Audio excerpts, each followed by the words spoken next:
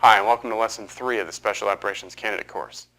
My name is Matt. I'm the founder and lead instructor here at the Special Operations Training Foundation, and I want to talk to you this lesson about some pipeline preparation methods that candidates often use to get ready for their training. The first one of these is the Experience Camp. Now, what is this? Experience Camp is normally something that someone who has served in the career that you're interested in puts on for you to be able to go there and spend a couple hours, a couple days, or a couple weeks just kind of immersing yourself in the experience of the career. Now, sometimes this is done as a way for you to evaluate if you like the career, and it's more of a accurate job scenario kind of thing where you learn how the career is and how the fellowship or how the brotherhood is among those who are in that career. And then sometimes it's literally about this is how difficult the career is, can you handle it? Regardless of what the focus is, whether it's difficulty or just the environment, chances are that it's an evaluation and not much of a training. I say that because these are almost expressly designed to let you evaluate if you like that career or not and decide to continue training or change your career ambitions to something else. They don't tend to teach you a lot in the way of training, at least not in the way of structured training, and we'll talk about that a little bit later. The other problem with these is they're very expensive. Sometimes that's because people are looking to make as much as they can off of their skill sets. A lot of these guys have rare skill sets, and because they have rare skill sets, there's not a lot of places you can go if you want to train with someone who has their skill set, so they can make as much money as they want. I'm not suggesting they all do that by any means. Most of them are stand-up guys and they do not do that. But there are a few who actually try and make as much as they can.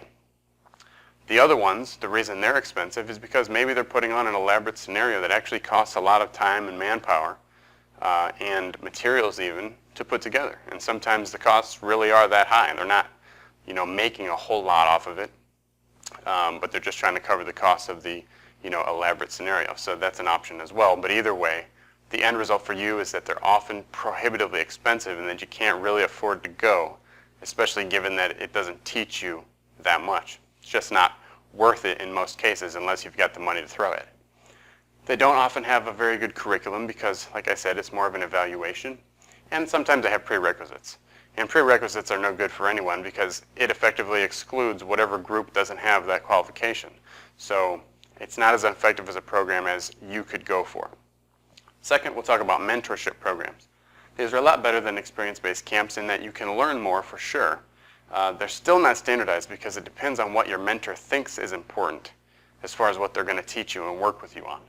They often have a little curriculum because they're not standardized. It's kind of up to the individual mentor to make those decisions.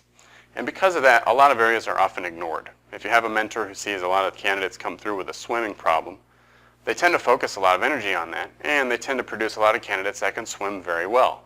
This is great, but the problem is that if they focus too much on that swimming ability, they're missing a whole bunch of other things that may have even been more important than developing swim technique. Now let's talk about our program. We've deliberately tried to make our program a solution to the problems of the other programs and get the best thing rolled up into one. So first we're going to start with the curriculum. We have a defined start to finish curriculum. You come in on day one and you watch lesson one and you start learning there. And on the end day, you finish the very last comprehensive training exercise where you're pretty much going to learn as much as you could possibly learn within the time frame that we've got to work with. And there's gradual progressive steps along the way, all the way through. Our instructors provide mentoring through the ability to contact us with email, websites, and phone calls. And we will talk to you one-on-one, or we'll even work with you one-on-one if you are in the San Diego area, like I mentioned before. So we provide mentoring to try and assist with filling the obligations of this program here. We have CTX exercises, which I believe are greater or better than experience camps because, again, experience camps are more of an evaluation. A CTX exercise is training, but also gives you the ability to evaluate, do you really want to do this? Because now you're in somewhat of a realistic scenario. So it fulfills the best, I think, of both sides. We have no prerequisites. You can start on day one knowing nothing except that you want to do a certain career, and that is good enough for us, and that will work for you if you come in here with that. And finally, I want to talk about cost. The cost, obviously, here is prohibitively expensive. I've deliberately tried to keep our program not like that, and so like the training you're seeing today is provided free of charge. I will do that, and my staff and I will do that as much as is possible. I provide as much training for you guys as for free as I can, and the reason for that is because I truly believe that your service in the career that you're interested in is enough payment for me. I don't need your money, and if I do need money for something, I attempt to get it from as many other sources as I can before I come to you guys, because all I want you guys to have to do is walk in the door with an interest in the career and train and learn how to do it and actually get there. I don't care for you to come up with ways to pay off your education. So that's what I want to talk about, pipeline prep methods. The next lesson is going to be about the big 3 deficiencies that candidates tend to have problems with when they fail out of a pipeline program. And as always, you can contact us by using comment system, the website, email, or phone calls. And don't forget to like, subscribe so you can see all the other stuff, and visit the website if you haven't been there yet at sotfoundation.org.